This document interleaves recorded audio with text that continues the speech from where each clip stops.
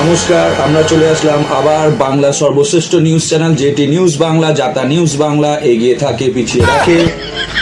তো এই যে আমরা কিছুদিন আগে দেখলাম যে জোড়াবোতল পার্টির যিনি নাকি এবার নির্বাচনে দাঁড়িয়েছেন মিস্টার নটবর রায়, উনি একটা সভা করেছিলেন, সেখানে একটা প্রতিশ্রুতি দিয়েছিলেন। তো আমরা সেই বিষয়ে আমরা জোড়াবোতল পার্টির প্রেসিডেন্টের কাছে গেছিলাম একটা সাক্ষাৎকার নিতে। তো ওনার কি বক্তব্য সেটা একটুখানি দেখে নিই। আমরা চলে এসেছি জোড়াবোতল পার্টির প্রেসিডেন্টের কাছে, মিস্টার অমর চট্টোপাধ্যায়। নমস্কার স্যার। নমস্কার। হ্যাঁ, তো মানে সব কথা শেষ কথা, আমি আপনাকে শুধু একটা কথাই বলতে চাইছি যে আপনি নিশ্চয়ই দেখেছেন আপনার পার্টির যে নাকি কর্মকর্তা রয়েছেন মিস্টার নটবর লাল, যে সভা করেছিল গত পরশু দিন, আপনি নিশ্চয়ই দেখেছেন। তো এই সভার ব্যাপারে আপনার কি বক্তব্য আছে সেটা একটু জানতে চাই।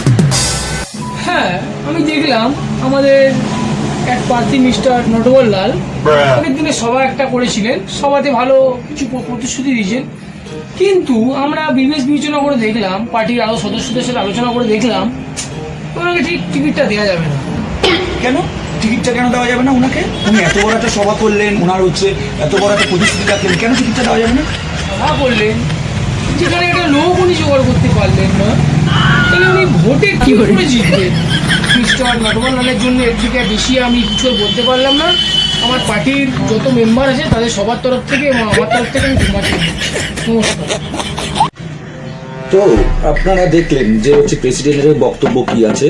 তো এই ব্যাপারে মিস্টার নটবর লাল কি করবেন বা ওনার কি রিয়াকশন থাকতে পারে? ওনাকে এবার নির্বাচন প্রার্থী হিসাবে আর মনোনীত করা হলো না, ওনাকে আর টিকিট দেওয়া হবে না। তো এই ব্যাপারে যদি আমরা কোনো আপডেট পাই পরবর্তীকালে অবশ্যই আপনাদের কাছে আবার নিয়ে আসবো। আজকের জন্য নমস্কার।